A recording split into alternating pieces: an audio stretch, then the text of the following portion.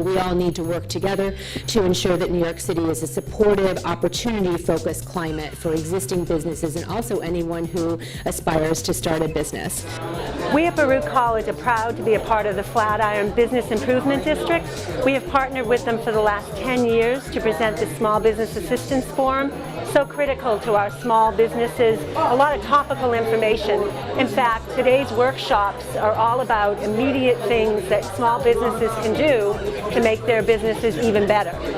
We like to think that Baruch is part of the community, and part of that is understanding your needs and helping with those in hopefully creative ways.